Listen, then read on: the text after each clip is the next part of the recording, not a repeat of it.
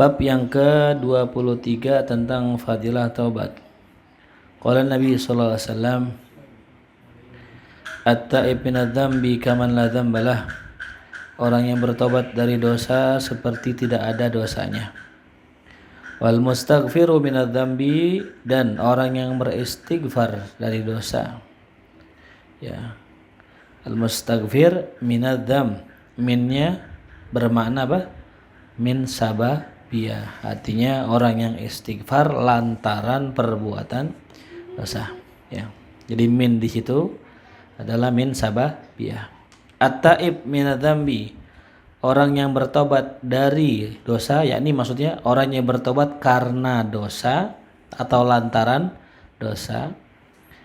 Dan orang yang beristighfar karena dosa, wa huwa muqimun alaih, sedangkan dia itu masih muqim, masih terus-terusan atas dosa tersebut, kal mustahzi'i bi rabbih, seperti orang yang mengolok-olok Tuhannya, ya. Nah, ini kita baca dulu tentang definisi taubah. Qala Syekh Nawawi Al-Bantani Al-Jawi, at-taubatu hiya ar-ruju'u amma kana madmuman fi syar'i ila ma huwa mahmudun fi syara'. Ya.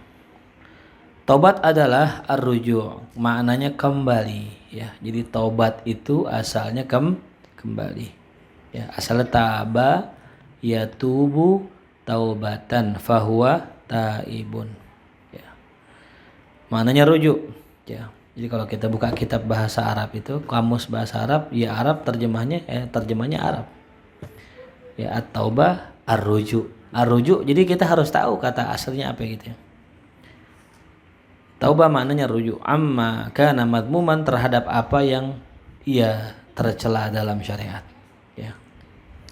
Kepada apa yang terpuji dalam syariat, ya. Jadi taubat itu adalah ketika seseorang kembali dari perbuatan yang tercela dalam syariat kepada perbuatan yang terpuji dalam syariat, ya. Bukan hakikat, bukan, ya. Syariat, ya. Jelas paham? Makanya orang yang pengen taubat harus belajar ilmu syariat, gitu. Karena kalau dia nggak tahu ilmu syariat, dia nggak bisa taubat, ya. Orang taubat dari riba, dari bunga bank, dari bunga pinjaman, kalau dia nggak tahu hukumnya nggak disebut taubat, ya. Maka berapa banyak orang yang masih terjerembab dalam dosa wa huwa la ya'lam annahu haram, ya. Banyak orang yang terjerembab dalam dosa sedangkan dia nggak tahu itu haram. Kelas ngaji, ya. Jelas paham? Maka salah satu cara kita untuk taubat adalah apa tadi? Belajar ilmu. Tapi adapun perbuatan yang belum kita tahu hukumnya itu nggak haram, ya. Belum tahu namanya, belum tahu, ya. Bagi dia nggak haram, ya. Bagi yang sudah tahu haram. Ya udah, kalau gitu kita nggak usah tahu, ya, itu ya. Dosa haram, kenapa haram? Karena nggak nyari tahu, ya. Orang dagang sekian lamanya 20 tahun misalnya, dia nggak tahu ilmunya dan dia nggak belajar, haram 20 tahun itu, ya. Tapi kalau dia lagi belajar, dalam proses belajar, di dagang lama belum ketemu babnya, nah nggak haram karena dia masih belajar. Jadi yang nggak haram itu kalau dia masih belajar. Kalau dia nggak belajar dan dia mengerjakan yang haram karena dia nggak belajar. Jelas paham? Makanya kalau kita punya kerjaan apapun, terus belajar agar kita masih dimaklumi kesalahannya. Ente jadi imam salah, ya, nggak wajar, dosa kalau ente nggak belajar. Tapi kalau kita masih belajar, salah dianggap maklum karena masih belajar, gitu. Paham ya?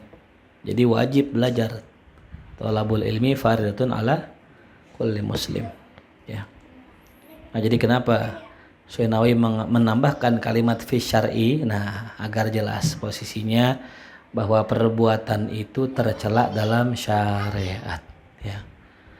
Karena ada nanti perbuatan yang tercela dalam hakikat, tapi enggak pada syariat, ya. Tercela pada apa? Hakikat. Orang yang sudah mencapai maqamul hakikat tercela itu. Contohnya apa ya? Orang puasa. Puasa tidur aja kan gitu ya. Ya. Bagus sih ninggalin maksiat ya kan, niatnya bagus gak? Ya fi syara bagus, tapi fil haqiqah enggak. Orang yang menghabiskan waktunya untuk tidur dalam istilah hakikat ya enggak bagus gitu. Yang disebut dengan hasanatul abror, sayyiatul muqarrabin. Apa yang dianggap baik oleh orang-orang awam, oleh orang-orang baik, orang-orang soleh, tingkatan awam itu dianggap dosa bagi orang-orang yang tingkatannya di atas. Ya. Wal ilmu bi anna dzunuba wal ma'asiya muhlikatun mubaidatun minallahi ta'ala minallahi azza wa jalla wa min jannatihi wa tarkuha muqarribun ilallahi azza wa jalla wa jannatihi. Dan mengetahui ya bahwasanya dosa dan maksiat itu adalah muhlikat, perkara yang membinasakan. Ya, jadi taubat itu bukan hanya sekedar kembali, bukan hanya sekedar meninggalkan yang tercela atau haram, tapi juga dia itu tahu secara yakin ya, ilim. Apa ilim tadi? Tahu secara yakin bahwa dosa dan maksiat itu adalah perkara yang membinasakan. Ya. Jadi syaratnya taubat itu 2. Ya. Sekarang gini, ada orang nggak maksiat, dia lagi posisinya lagi ame gurunya, lagi diajak jalan-jalan sebulan, dia nggak maksiat tuh, ya, karena emang nggak enak ada gurunya. Tapi ketika kembali ke kotanya dia maksiat lagi, nah itu belum taubat namanya. Walaupun dia berhasil meninggalkan maksiat selama sebulan. Kenapa? Karena belum terpenuhi syaratnya. Syarat yang pertama adalah rujuk kembali, yang kedua ilm, ya. Mengetahui bahwa maksiat dan dosa itu adalah perkara yang muhlikat gitu. Nauzubillah min zalik, kalau ada orang berpendapat, berkeyakinan bahwasanya maksiat itu apa? Muqarribat ilallah. Nauzubillah. Wah, gue dengan zina nih bisa makin dekat ame Allah nih. Kenapa? Kalau gue zina gue nyesel gue makin dekat ame Allah. Malah nauzubillah min zalik kan gitu. Wa mub'idat minallah, dan menjauhkan dirinya dari Allah dan surganya Allah ya. Dan meninggalkan dosa itu muqarrib ilallah, bisa mendekatkan diri kita kepada Allah dan surganya Allah ya. Jelas ya. Wa Adam alaihissalam lamma akala minasyajarah al-manhi anha. Nabi Adam alaihissalam tatkala, ya kalau lama tatkala. Bedain sama 5 ya. 5 itu karena apa? Ya, 5 ruwiyah karena apa yang diriwayatkan gitu. Kalau lama ketika. Tadi yang baca siapa tadi? Fahri ya.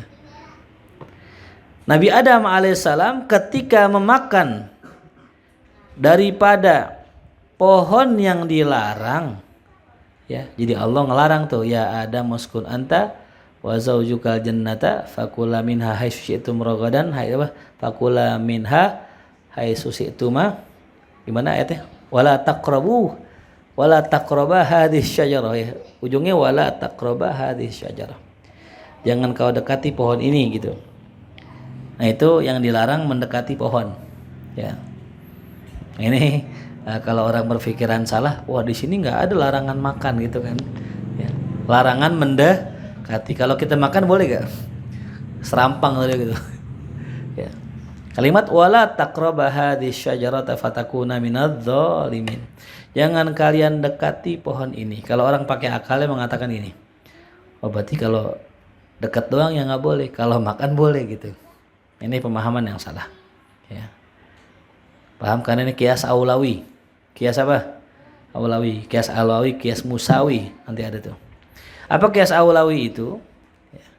Jadi kalau dilarang yang kecil, yang gede pasti dilarang. Ya. Itu jangan deketin nih, cewek gue nih, jangan deketin. Ya. Kalau gue pacarin boleh kan? Udah deketin aja nggak boleh, bagaimana dipacarin? Apalagi dinikahin gitu. Itu namanya kias apa? Aulawi. Ya. Jadi yang dilarang sama Allah ini jangan deketin, apalagi memakan buah tersebut. Tuh ya. Jelas ya? Nah, apa kaitannya? Di sini dikatakan ketika Nabi Adam makan buah tersebut yang berasal dari pohon yang dilarang tadi, tatayarat al-hulal an jasadih. Terbanglah itu perhiasan dari badannya. Jadi Nabi Adam itu ya, ketika Allah Subhanahu wa taala ketika Allah Subhanahu wa taala memasukkan Nabi Allah Adam ke surga, Allah pakaikan Nabi Adam itu perhiasan. Ya. Allah pakaikan Nabi Adam perhiasan. Nah, ketika Nabi Adam ya memakan buah tersebut, ya nggak disebutkan di Quran buahnya buah apa. Adapun penamaan buah khuldi itu adalah penamaan yang dinamai oleh setan, oleh iblis. Jadi nggak ada ya, syajaratul khuld itu namanya dari siapa? Iblis ya. Jadi bukan buah khuldi ya gitu ya. Bukan buah apa? Khuldi. Bahasa Qur'annya syajaratul khuldi namanya. Ya, pohon keabadian. Tuh. Itu nama dari siapa? Dari iblis. Ya. Nah, kalau mau tahu buahnya buah apa, buka aja Quran. Buah tafsir ya. Yang mengatakan buahnya buah tin. Yang mengatakan buahnya buah apel. Ya, macam-macam riwayat. Ada yang mengatakan buah anggur. Ya, yang jelas itu pohon dilarang oleh Allah Subhanahu wa taala.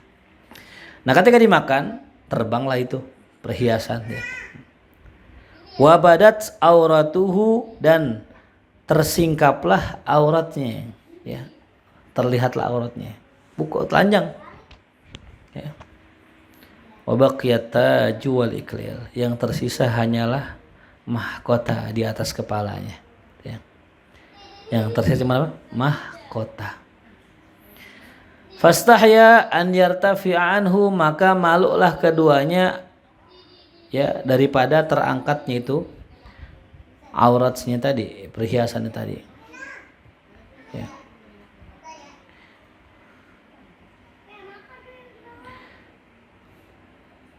Lalu kemudian faja'ahu Jibril alaihissalam, maka datang malaikat Jibril ya. Datang malaikat Jibril ya alaihissalam. Fa akhadhat taja an ra'si, diambil tuh mahkota di atas palanya, wal iklil an jabinih, dan juga perhiasan yang ada di jabinnya, di bagian apa namanya badannya. Ya, jadi kalau orang datang nih biasanya kalau dimuliakan dikasih apa tuh? Kalung bunga ait, itu namanya iklil namanya. Namanya apa? Iklil. Ya. Jadi karangan bunga yang dikasih kepada orang itu namanya iklil. Ya. Wa nudiya huwa wa Hawa, dan kemudian diseru Nabi Adam dan Sayyidah Hawa, aneh bito ya, annya di situ an tafsir namanya ya, aneh bito min jiwari ya, turunlah kalian berdua dari sisiku, kata Allah. Fa innahu la yujawiruni man asani, karena tidak bisa orang yang berdekatan denganku itu orang yang bermaksiat kepadaku tuh ya. Faltafata ila Hawa bil haya, kemudian Nabi Allah Adam menoleh kepada Sayyidah Hawa dengan rasa malu tuh. Kada afada Syekh Abdul Qadir Al-Jilani itu kisah tentang Nabi Allah Adam ya. Jadi kalau kisah tobat pertamanya Nabi Adam tuh. Ketika Nabi Adam berbuat salah, bertobat kepada Allah, istighfar, minta ampun sama Allah. Dalam riwayat Allah ajarkan satu kalimat pamungkas, sehingga dengan kalimat ini dosanya diampuni Allah, kesalahannya diampuni Allah SWT. Bukan dosa ya, kesalahannya Allah. Apa itu? Rabbana zalamna anfusana wa illam taghfir lana wa tarhamna lanakunanna minal khasirin ya tuh. Rabbana zalamna, ya Allah kami telah menzalimi diri kami ya. Wa illam taghfir lana, kalau kau enggak ampuni kami, lanakunanna minal khasirin, sungguh kami termasuk orang-orang yang rugi itu ya. Tapi dalam riwayat yang lain, dalam kitab yang pernah saya baca, suatu kali ketika Nabi Adam sudah lama bertobat, Nabi Adam teringat kisah ketika beliau diciptakan. Pada saat itu Nabi Allah Adam melihat bahwasanya di tiang-tiang arsy maktub nama Muhammad. Asyhadu an la ilaha illallah, asyhadu anna Muhammadan Rasulullah. Ada kalimat Muhammad di situ. Wa ya'lam anna dzakar rajul. Ya, dan beliau mengetahui bahwasanya laki-laki ini bukan laki-laki yang sembarangan ini. Karena namanya bersanding dengan nama Allah. Maka beliau berkata kepada Allah, "Ya Allah, demi kebesaran orang yang namanya Muhammad, aku minta ampun kepadamu." Lantas Allah nanya kepada Nabi Adam, "Ya Adam, ente tahu dari mana nama itu?" Nabi Adam cerita, "Sewaktu engkau menciptakan aku lihat di tiang-tiang arsy tertulis nama itu. Aku yakin ini orang bukan orang sembarangan, maka aku minta daripada engkau ya ampunan dengan dengan keberkahan orang yang bernama Muhammad tadi. Diampuni oleh Allah Subhanahu wa taala. Karena bertawasul dengan nama Nabi Muhammad sallallahu alaihi wasallam." Ya. Nah, jadi Nabi Allah Adam itu bersalah bukan berdosa. Tulis tuh ya. Nabi Adam bersalah bukan berdosa. Kaidahnya karena Nabi maksum. Apa maksum? Maksum itu adalah terjaga dari dosa. Ya. Tapi tidak terjaga dari salah. Karena ya setiap anak Adam khotoun. Kullu bani Adam khoto. Setiap anak Adam itu ya memang diciptakan suka buat salah. Wa khairu khatta'in, sebaik-baik orang yang salah adalah at-tawwab. Itu orang yang bertaubat gitu. Ya. Jadi Nabi itu maksum. Ini kaidah nih penting ya, jangan sampai kita salah. Maksum itu terjadi dari apa? Dari dosa tapi tidak dari salah. Maka setiap nabi kita lihat coba, ada gak salahnya? Ada salahnya. Ya. Apa salahnya Nabi Musa? Ada gak salahnya Nabi Musa? Ada. Ditegur sama Allah. Gara-gara ngobatin sakit, tapi gak izin sama Allah ya. Yang sakit gigi, kemudian tahun depan ngambil obat sendiri, salah nggak tuh? Salah. Ya. Itu disebut dengan hasanatul abror, sayyiatul muqarrabin. Buat orang kita emang nggak apa-apa, nggak dosa nggak. Ente sakit nih, ente langsung ke warung beli obat minum, dosa nggak? Enggak. Salah nggak? Enggak. Tapi kalau buat orang-orang kayak begitu, salah gitu. Makanya kita mau jadi orang dekat apa orang nggak dekat? Hah? Kalau orang dekat pasti diajak ke Sukabumi. Iya, jangan ya. Kenapa? Orang dekat nih, ada privilege. Ya gitu. Bener gak? Diajak gak? Nggak diajak ya? Kok jauh berarti. Untungnya kita jadi orang dekat begitu. Cuman orang dekat juga punya tadi. Orang dekat salah kecil aja dinilai. Orang dekat salah kecil dinilai. Contoh misal, Pi, kuat gak Sukabumi? Nih Pi misal orang dekat nih. Maaf guru, ada kondangan. Wah, kondangan doang gitu bahasa katanya. Itu salah itu udah. Ya, salah besar. Ente mendahulukan kondangan daripada hal yang sifatnya tadi. Ya. Kita ini kalau udah masuk organisasi, udah berkhidmah ame guru, itu nomor 1 udah. Ya, kondangan bisa nitip. Ya. Girangin guru bisa nitip nggak? Teman kita kalau kita kasih titip cepek gitu, maaf gak bisa datang, girang nggak teman kita? Masih girang cepek kan? Kalau 10.000 baru disedih.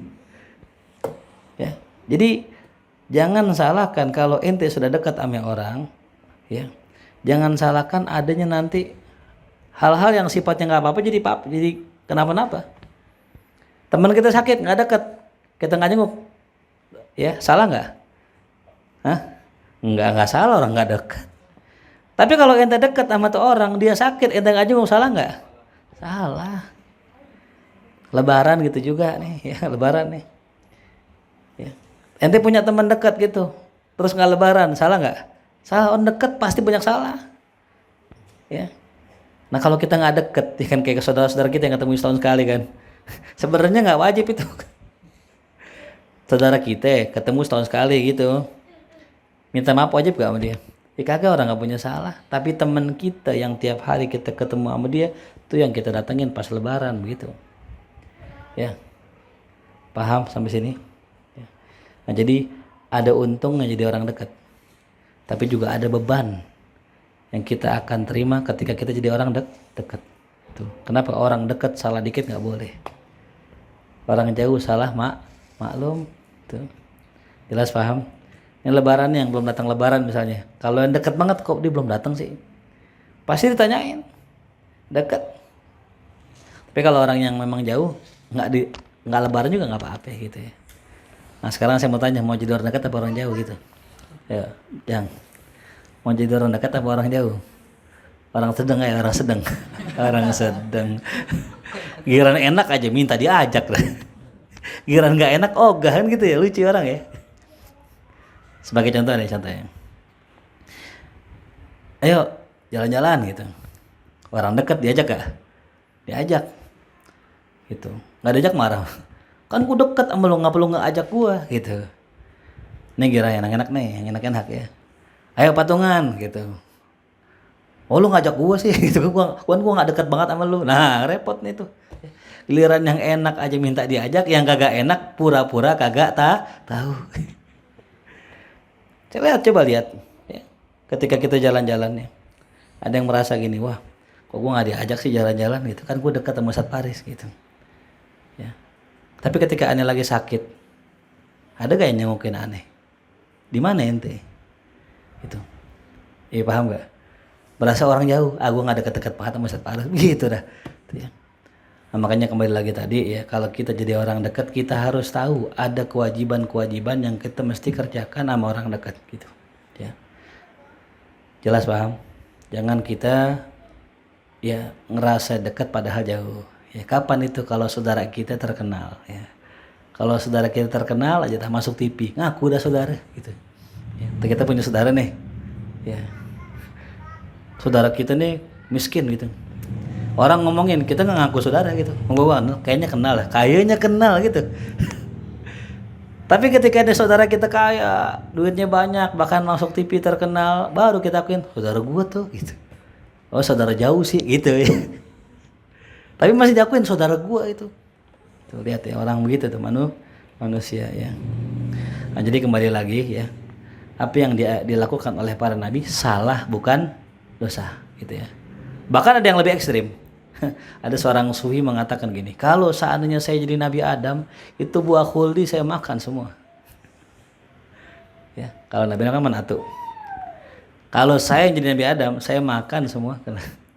Kenapa? Nah, Nabi Adam memang tugasnya di bumi. Ini ja'ilun fil ardi khalifah. Kata Allah sebelum Allah ciptain Nabi Adam, aneh pengen nih malaikat pengen ciptakan makhluk yang menjadi khalifah di mana? Di bumi. Ketika Allah ciptakan Nabi Adam dimasukin ke mana? Ke surga. Tempatnya bukan? Bukan. Emang tempatnya di mana? Kok Nabi Adam masukin ke surga? Abis itu turun Nabi Adam diturunin ke bumi. Lah emang tempatnya di situ. Jelas ya? Jadi kenapa kok mesti ke surga dulu? Ngapa nggak langsung ke bumi aja gitu? Ngajarin kita ya. Itulah yang namanya manusia, tempatnya salah. Nah, bagaimana cara kita untuk mengatasi kesalahan? Lihat Nabi Adam. Ngapain Nabi Adam? Tobat. Coba kalau Nabi Adam nggak ada salahnya, tobat ke Nabi Adam? Enggak. Kalau Nabi Adam nggak tobat, kita bisa ngambil pelajaran nggak? Enggak. Lewat salahnya Nabi Adam, kita dapat pelajaran. Apa pelajarannya? Manusia itu harus tobat siapapun dia. Nabi aja tobat apalagi kita gitu ya. Paham gak nih? Ya.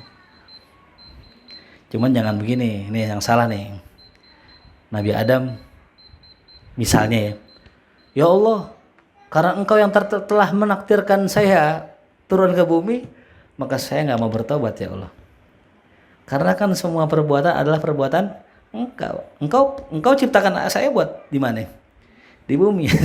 Begitu kan Nabi Adam? Enggak. Nah itulah adab. Ya. Paham ya? Jelas? Jadi kalau saya misalnya nyuruh Jang, ente ngajar Jang, Ujang ngajar, tiba-tiba muridnya sesat. Yang saya salahin Ujang apa muridnya? Yang saya salahin Ujang apa muridnya? Kenapa Ujang yang salah? Jadi ketika Ujang salah, nih bijaknya Ujang minta maaf sama saya, guru maafin saya. Saya udah coba untuk ngajarin tuh murid, tapi memang dia mau bangkang sama guru. Dia nggak pernah dengerin kata guru gitu. Itu yang bener. Minta maaf. Tapi kalau yang salah gini, Jang, ente gimana sih Jang? Murid ente kok begitu? Lah kan antum yang ngutus aneh. Kan antum yang nyuruh aneh ngajar. Aneh nggak salah, aneh cuma yang perintah doang. Nah ini yang salah. Bisa kan Nabi Adam bilang begitu? Bisa. Bilang begitu nggak?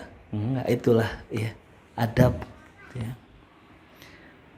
Nah makanya Syekh Nawawi memulai daripada penjabarannya dengan kisah Nabiullah Adam, karena makhluk yang pertama kali taubat adalah Nabi Adam. Qala sallallahu alaihi wasallam at-taib minadz dzambi kaman la dzambalah, orang yang bertobat dari dosa seperti tidak ada dosanya sama sekali. Kalimatnya menggunakan la nafi lil jenis, menunjukkan apa? Nggak ada sama sekali dosa dalam jenis apapun, mau dosa besar, dosa kecil, maupun dosa sedang, ya. Dosa besar, dosa kecil, dosa sedang. Ada dosa sedang Jang? Apa dosa sedang? Nah, ya, ada dosa kabair, ya, kabiroh dosa besar, sogir kecil. Ada dosa mutawasid. Ada tahu Pipi? Dosa sedang apa? Dosa sedang. Apa dosa sedang?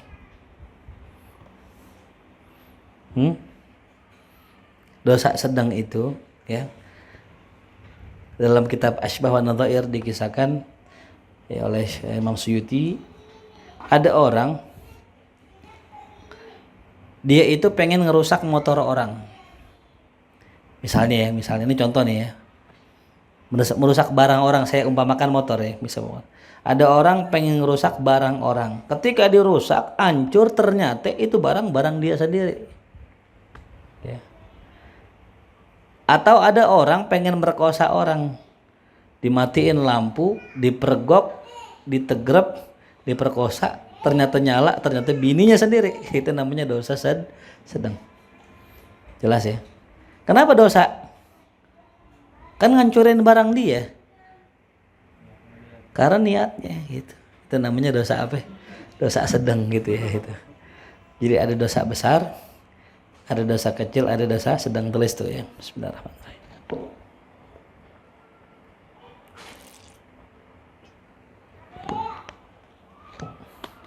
Alhamdulillah.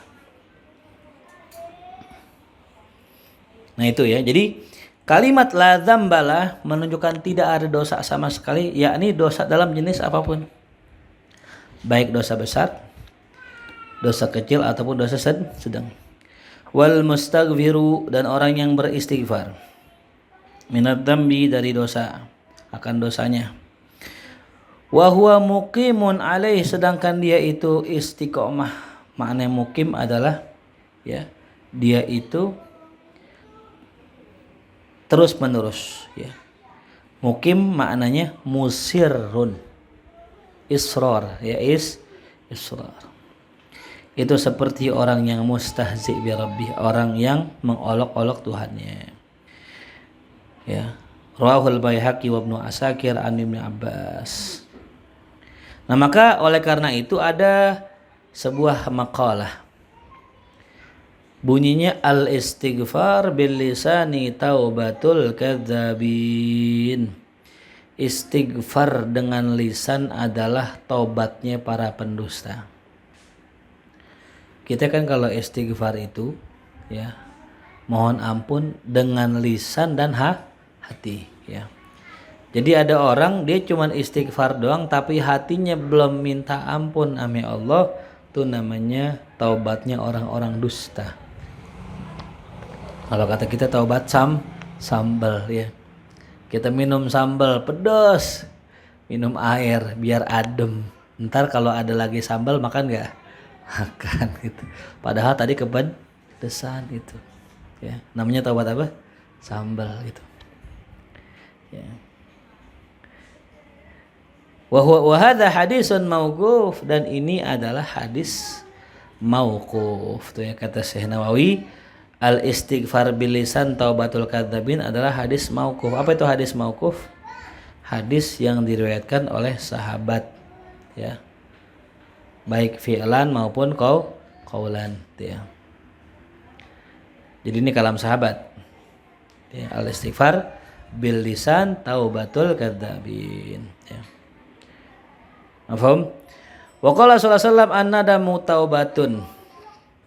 Ini nih ya. Penyesalan itu adalah taubat. Ya, ini dalam bahasa balaghahnya namanya tasbih balik. Apa tasbih balik? Membuang adatus syibih dan wajhus syibihnya. Ya.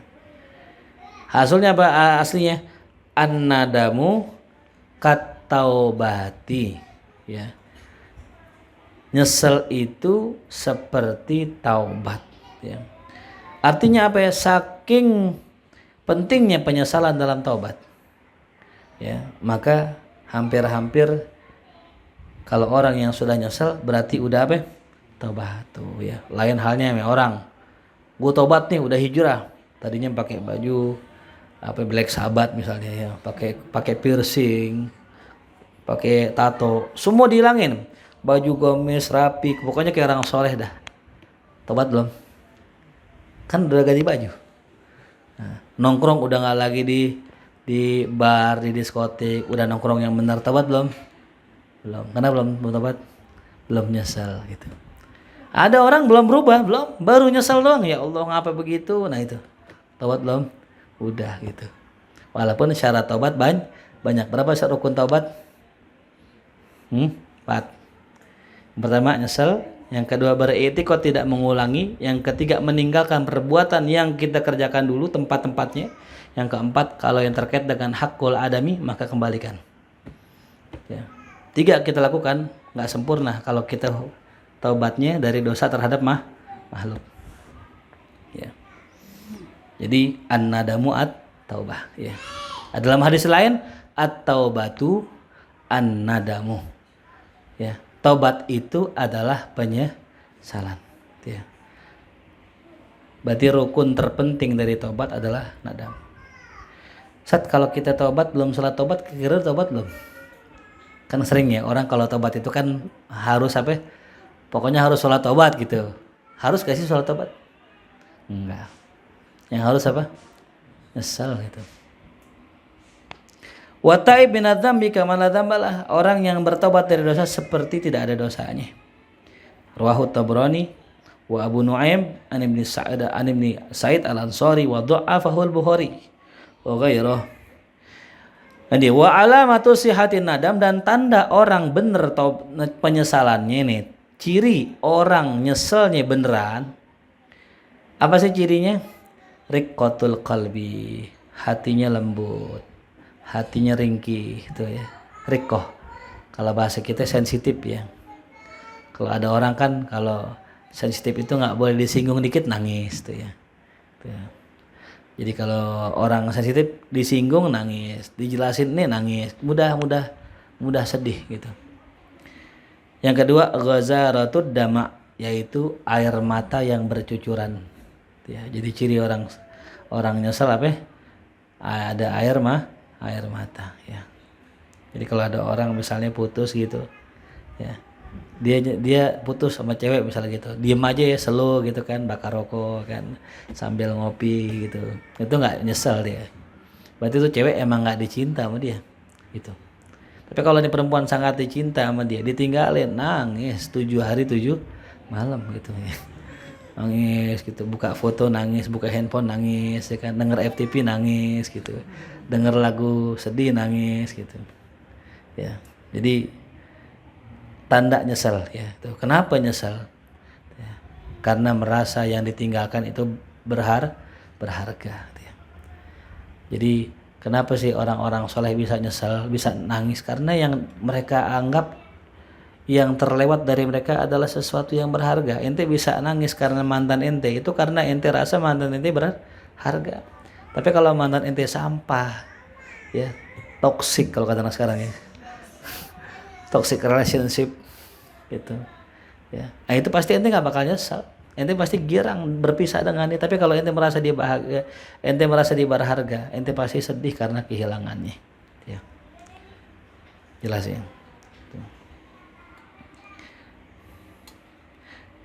Jadi kalau laki-laki bisa gak nyesalin mantannya? Bisa. Biasanya laki-laki yang banyak nyesalnya karena mantannya ditinggalin makin cakep gitu. Tapi kalau perempuan jarang nyesalnya. Kenapa? Yang namanya perempuan ninggalin laki, ditinggalin tuh laki makin jelek, makin buluk karena gak ada yang ngurusin.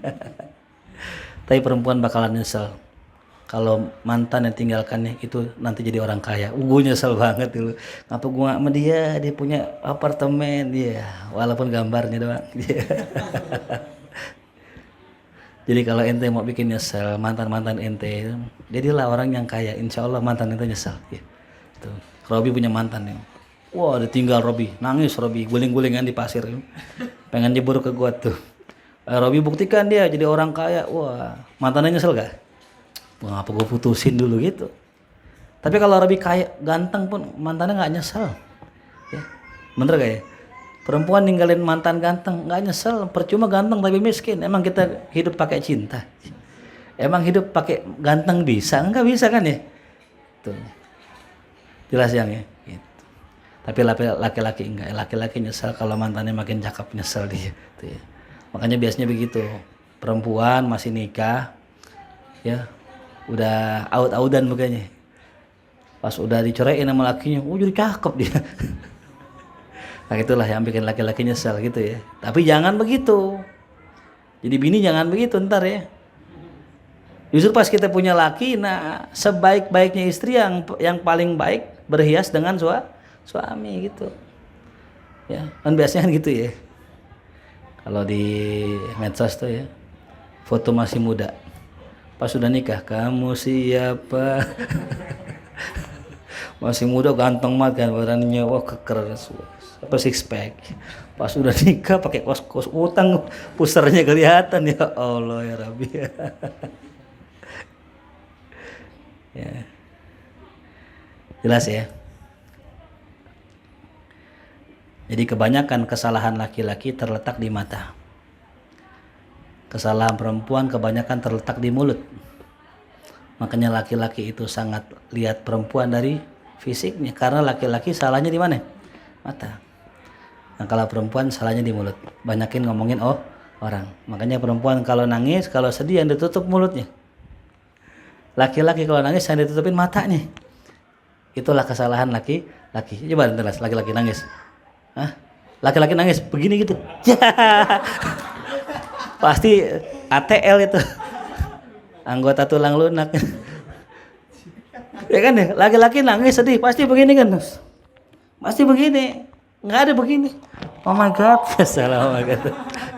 Perempuan kalau nangis pasti begini kan, nutup mulut kan. Tuh. Nggak nyangka ternyata tuh ya, jelas paham ya. Tuh kebanyakan kesalahan laki-laki di mana? Mata. Perempuan di mana? Mulut tuh ya. Coba laki-laki ngumpul sama laki-laki ya, pasti main mata deh. Oh lihat noh, arah jam 12. Ya kan ya, bener gak? Nongkrong nih kita nongkrong, perempuan lewat misalnya, liatin nggak? Liatin. Tapi kalau perempuan nggak diomongin. Tuh lihat tuh. Masa jamnya begitu? Nah, ngomong tuh. Gitu. Allahumma salimna ya Rabbi. Semoga kita selamat ya. Sampai dikatakan dalam hadis Nabi, jalisut tawabin, duduklah bersama orang yang suka bertobat.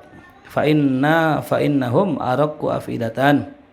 Karena sungguh mereka orang yang paling lembut hatinya. Wa qala sallallahu alaihi wasallam, ma min syai'in ahabbu ilallah ta'ala min syabin taibin.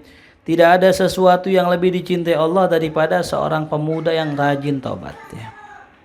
Jadi Allah senang banget sama anak muda yang taubat, karena jarang anak muda taubat. Biasanya yang taubat siapa? orang tua.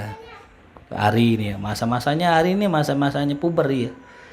Di saat orang-orang pada foto di gunung, jalan sama cewek, party, dugem dan sebagainya, Ari Masya Allah memilih jalan yang lurus tuh. Kita doain istiqomah insya Allah ya. Allah demen nama dia. Gitu. Biasanya kalau Allah demen, biasanya Allah panggil lebih cepat insya Allah. Ya kan Allah demen kan ya, bener gak? Ya kan bener, orang kalau makin soleh tuh makin cepat ketemu Allah pengen deh. Nah, ya pengen lah ketemu Allah, siapa nggak pengen kan, dengan repot ketemu Dajjal itu kita nggak pengen tuh. Ya, kita iyain kita nggak iyain, tetap ajal ente udah tertulis itu. Walaupun ente ya Allah matiin saya sekarang, kalau emang belum ajal belum bakal mati. Ya. Wa ma min syai'in abghadu ila Allah ta'ala min syai'in mugim ala ma'asihi. Tidak ada sesuatu yang dibenci Allah, lebih dibenci Allah daripada seorang tua yang masih maksiat tuh ya.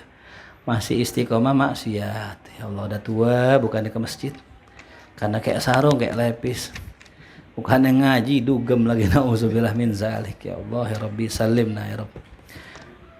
Wa qala sallallahu alaihi wasallam likulli syai'in hilatun wa hilatudz dzunubi at-taubah. Ya, segala sesuatunya itu ya punya hilah. Ya. Hilah di situ bisa bermakna ya penghapus atau yang menghilangkan ya. Wahilatud dzunub at-taubah.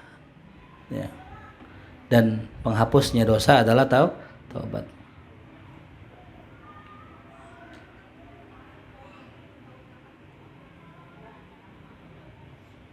Sampai dikatakan dalam sebuah riwayat, innal abda la yadnub adz-dzamba. Ada seorang hamba, kata Rasulullah, dia berbuat dosa, fayudkhilahul jannah. Nah, tapi uniknya nih orang malah masuk surga. Nah, lo aneh nih. Ada orang berbuat dosa malah masuk surga. Faqalu ya Nabi Allah wa kaifa yudkhiluhul jannata. Wahai Nabi Allah, bagaimana bisa Allah masukkan dia ke dalam surga? Apa kata Rasulullah? Yakunu dzambu nasba ainai yastaghfiru minhu. Ya. Wa yandamu alaihi hatta yadkhulal jannah. Dosa ya yang ada di hadapannya itu diistighfarkan, dimohonkan ampun, dan dia menyesal atas dosa tersebut sampai masuk surga. Ada yang mengatakan ketika ada orang berbuat dosa, saking banyak dosanya kayak gunung. Falam mastaghfara wa nadima minhu, ketika dia istighfar dan taubat, Allah jadikan gunung itu yang tadi dosa menjadi gunung pahala, masuk surga. Ya, insyaallah ya. Makanya ada doanya, Allahumma baddil sayyiatina hasanat. Ya Allah ganti gunung dosa kita sebagai kebaikan. Ya, untung banget itu. Ya. Dia nyolong nih, misalnya nyolong duitnya 1 triliun. Habis itu dirubah sama Allah, duitnya jadi duit halal gitu. Masya Allah luar biasa. Duit nyolong tuh. Ya. Di dosa sampai setemu gunung, ditobat, yang tadi gunung dosa jadi gunung pahala. Itu bonus dari Allah ya. Cuman jangan coba-coba ya. Tuh, jangan coba-coba dosa dulu gitu dah. Gitu yang udah kita kerjakan pasti banyak dosa, udah langsung buru-buru tobat. Jangan pakai nunggu banyak ya. Kalau belum tobat juga belum jadi gunung nih dosa gua gitu. Jangan ya. Belum tentu umur kita panjang, lampu tolong nyalain. Wa qala sallallahu alaihi wasallam likulli syai'in dawa. Nah, dawaun tuh ya, bukan dawain. Bagi tiap-tiap sesuatu ada obatnya. Wa dawa'udz dzunub at-taubah, dan obatnya dosa adalah taubat. Dalam riwayat Anas bin Malik radhiyallahu an menceritakan tentang seorang laki-laki yang datang ke Rasulullah. Dia berkata, "Ya Rasulullah, inni adnabtu dzamban." Ya Rasulullah, sungguh aku telah berbuat dosa, kata ini orang. Qala astaghfirillah, yudah minta ampun sama Allah. Qala inni atub wa sumaut. Ya Rasulullah, sungguh aneh udah taubat ya Rasulullah, cuman aku kembali lagi pada perbuatan dosa. Qala Rasulullah sallallahu alaihi wasallam, kullama adnabta dzamban fatub hatta yakuna syaitan huwal hasir. Tuh. Tiap kali engkau berbuat dosa, taubat. Berbuat dosa lagi, taubat. Berbuat dosa lagi, taubat, sampai setan itu jadi orang yang putus asa. Tuh. Ya. Faqala ya Nabi Allah, kata dia, ya Nabi Allah, Idan takfir dzunubi, kalau begitu caranya saya taubat, saya maksiat dosa, saya maksiat apa? Saya maksiat taubat, saya maksiat ntar dosa saya banyak ya Rasulullah. Apa kata Rasulullah? Afallah aktsar min dzunubik, ampunan Allah lebih banyak dari dosa-dosa ente. Ya. Allahumma maghfiratuka awsa' min dzunubina wa rahmatuka arja indana min a'malina. Itu hadis dari Nabi Muhammad SAW ya. Ada orang datang ke Rasulullah, ya Rasulullah, wa zunubah ya Rasulullah. Ya Rasulullah, dosa saya ya Rasulullah. Kenapa emang?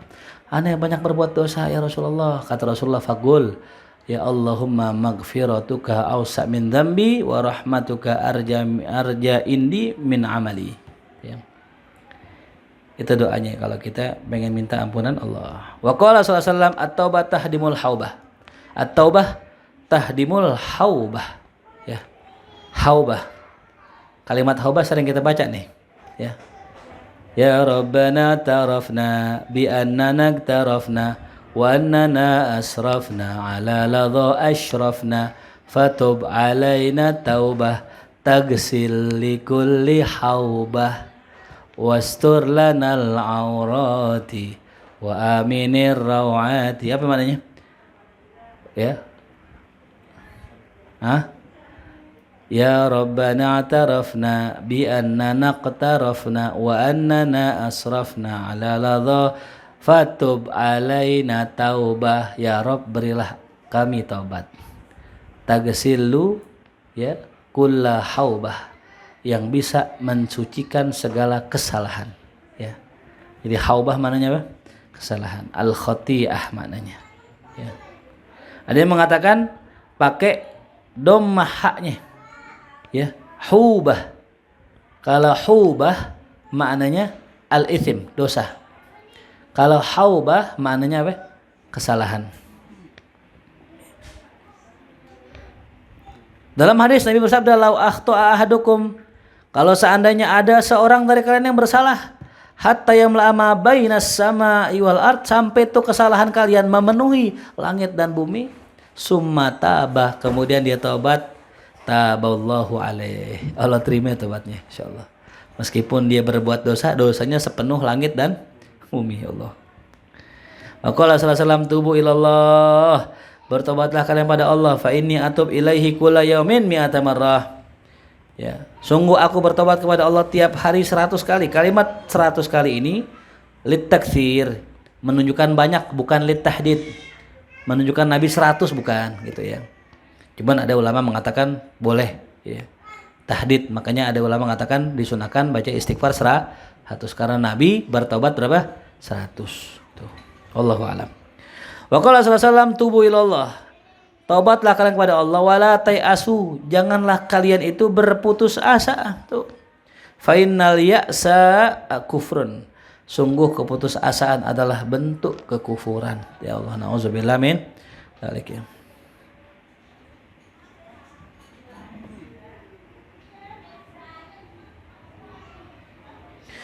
Wa qala sallallahu alaihi wasallam, ajilu bitaubah qabla al-maut, segerakanlah taubat sebelum mati.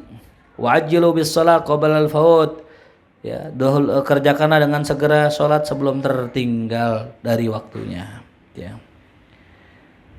Wa qala sallallahu alaihi wasallam, hadis yang terakhir, tubu ila rabbikum qabla an tamut, bertobatlah kepada Tuhan kalian atau kembalilah pada Tuhan kalian sebelum kalian mati itu ya. Ada banyak hadis-hadis di sini, panjang ya kisah-kisahnya karena udah 5:30 kita baca surat Al-Fatihah. Mudah-mudahan Allah Subhanahu wa taala anugerahi kita taubatan nasuha. Allahumma rzuqna taubatan nasuha. Mudah-mudahan kita semua Subhanahu wa taala, mudah-mudahan kita semua Allah berikan rasa penyesalan di hati kita terhadap dosa.